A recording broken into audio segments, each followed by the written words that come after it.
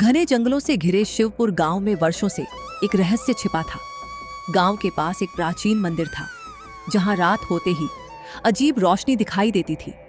लोग कहते थे कि वहां एक शक्तिशाली नागिन रहती है जो मंदिर की रक्षा करती है। लेकिन उसी जंगल में एक काली चुड़ैल भी रहती थी जो उस मंदिर की दिव्य मणि को हासिल करना चाहती थी। सुनो गांव वालों, आज से कोई भी सूर्यास्त के बाद जंगल की तरफ नहीं जाएगा। वहां खतरा मंडरा रहा है। सुनो मुखिया जी, कल रात हमने नीली रोशनी और किसी औरत की डरावनी हंसी सुनी थी। हाँ, सदियों से जिस नागमणि का इंतजार था, अब वह मेरी होगी।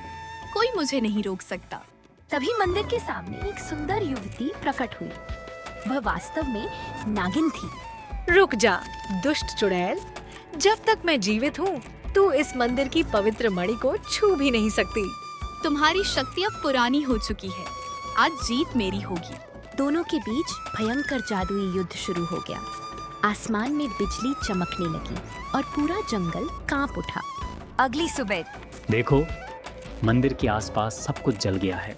अब हमें किसी तांत्रिक को बुलाया जाए। कुछ ही देर में प्रसिद्ध तांत्रिक रुद्रनाथ गांव पहुंचे। यह साधारण लड़ाई नहीं है। चुड़ैल को हराने के लिए नागिन का साथ देना होगा। रात होते ही तांत्रिक नागिन के पास पहुंचे। देवी, मैं आपकी सहायता करने आया हूँ।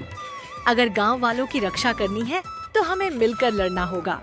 उधर मैंने काली शक्तियों को बुला लिया है, अब कोई मुझे नहीं रोक पाएगा।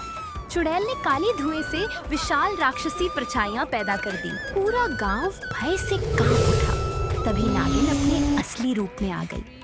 उसके फन से सुनहरी रोशनी निकलने लगी।